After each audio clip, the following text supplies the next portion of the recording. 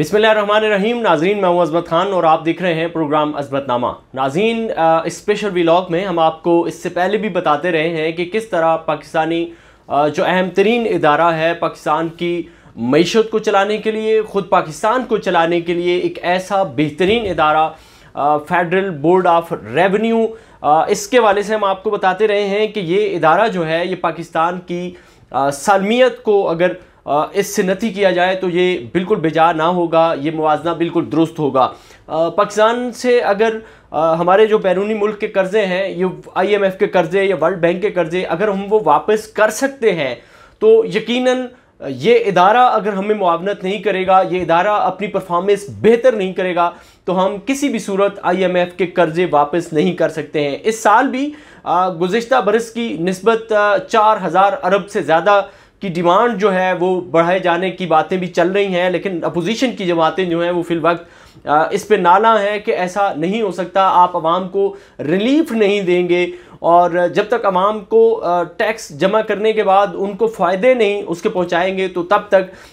लोगों का यकीन टैक्स देने की तरफ नहीं होगा। ये तो एक साइड की स्टोरी थी कि इस तरह से हो सकता है, अपोजिशन जमातों का ये एक ख्याल है। लेकिन इससे कबल जब ये बजट बन रहा था और बजट बनाने वाले जो लोग हैं, जो अफसरान हैं, इन्होंने मुख्तदर हलकों में ये बात की और पाकिस्तान की सालमियत के हवाले से या ब्यूरोक्रेसी के हवाले से और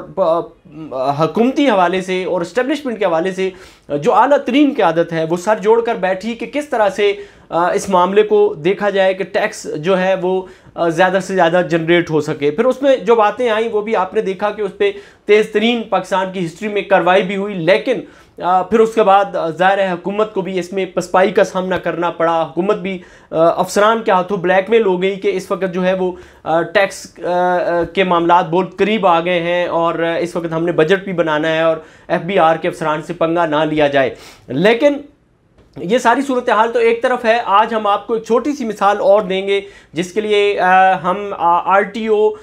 यूनिट सक्खर का जो गोटकी यूनिट 3 है इसके हवाले से बात करेंगे। ये एक यूनिट है जिसमें अजब करप्शन की गजब कहानी हमने आपके सामने एपिसोड रखा था और हमने आपको बताया था कि किस तरह यहाँ पे 30-30 साल से 20-20 साल से अफसरान तैनात हैं और इतनी मजबूत जड़ें उनकी हो चुकी हैं कि वो पूरा सक्खर का जो RTO है इसको चला रहे हैं, इसको अफसरान को खुश कर रहे हैं और बहुत ऊपर तक अफसरान को खुश करते हैं, तोहफे ताइफ भेजते हैं, जिसकी वजह से अफसरान की ज़बानें खामोश हो जाती हैं।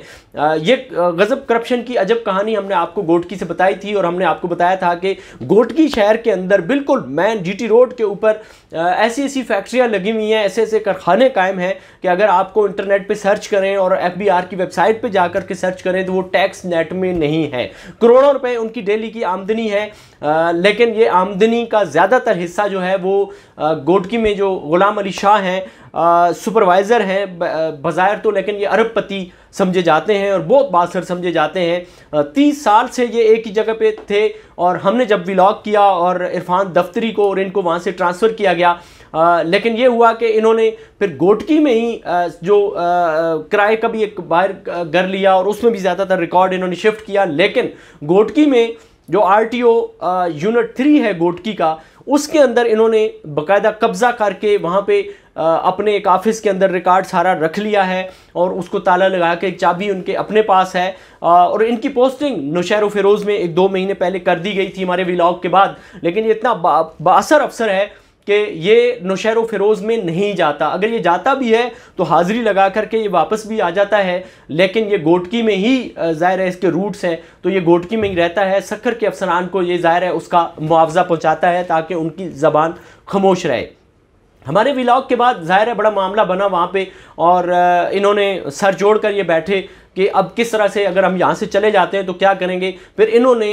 जो ज़्यादातर फाइलें थीं वो अपनी कस्टडी में कर लीं और यूँ इन्होंने गोटकी ऑफिस में सरकारी दफ्तर पे अपना कब्ज़ा बरकरार रखा हुआ है। इस वक्त भी आप हमारी स्क्रीन पर इनकी कुछ चीज़ें मुलाहिज़ा कर सकते हैं कि किस तरह से ये मामला चलाया जा रहा है। और वहाँ पे इतनी बड़ी बड़ी इंडस्ट्रीज़ हैं, हमारे सोर्सेज हमें बताते हैं और हमें उन्होंने वीडियोस भी भेजी हैं, दीगर भी बहुत सारी चीज़ें हमारे पास ऑडियो की सूरत में और एविडेंसेस रिकॉर्ड भी दस्तावेज़ात की सूरत में हमारे पास मौजूद हैं,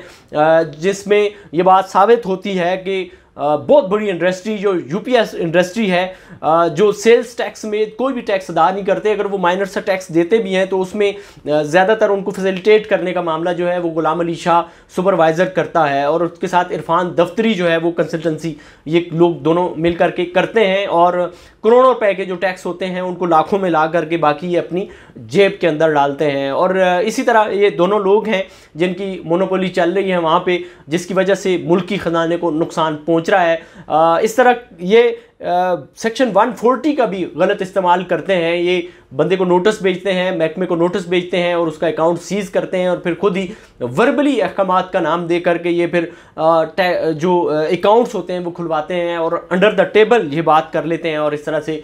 इनके अकाउंट्स में करोड़ों आ जाते हैं, सरकार के अकाउंट्स में लाखों आ जाते हैं, और यूं ये सिलसिला गुज़िश्ता कई दाइयों से वहाँ पर ये प्रैक्टिस चल रही है। इसके अलावा लोकल बॉडीज़ को भी ज़ाहिर है करोड़ों रुपए महीने का उनका बजट होता है, टीएमओज़ को करोड़ों रुपए माहाना मिलते हैं जो उन्होंने खर्च करने होते हैं, उनकी अपनी दास्तानें हैं, उस पर फिर कभी बात करेंगे, उनका रिकॉर्ड भी हमारे पास आ चुका है। लेकिन उनकी इनकम टैक्स जितना कटना होता है, गुलाम अली शाह उनसे इनकम टैक्स की मद में भी पैसे नहीं लेते, और ये उनको 140 के नोटिस बेच करके, जिसका हमने पिछले व्लॉग में जिक्र किया था, हमारे पास रिकॉर्ड में मौजूद है, अगर कोई भी एजेंसी कोई भी तहकीकाती अदारा हमसे लेना चाहेगा तो हम उसे ज़रूर देंगे। वो विदहोल्डिंग टैक्स की मद में भी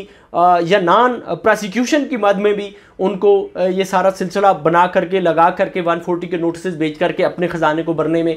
ये दोनों लोग, इरफान दफ्तरी और गुलाम अली शाह, ये दोनों वहाँ पे ये सारा मामला कर रहे हैं। सीनियर अफसरान ने, ईमानदार अफसरान ने और वहाँ के लोगों ने ये मुतालबा किया है वज़ीर आज़म पाकिस्तान से और मुअज़्ज़ज़ अदालतों से, और उन्होंने ये मुतालबा किया है पाकिस्तान के मुक़्तदर हलकों से कि आप एक छोटी सी नज़र अगर यहाँ पे करें, गोटकी का जो यूनिट 3 है यहाँ पे अगर आप थोड़ी सी भी नज़र करें, एक दिन भी अगर आप यहाँ पे दे दें और काबिल अफसरान को भेज करके ऑडिट करें, तो आपको IMF को केस देने के लिए एक बहुत बड़ी रकम सक्खर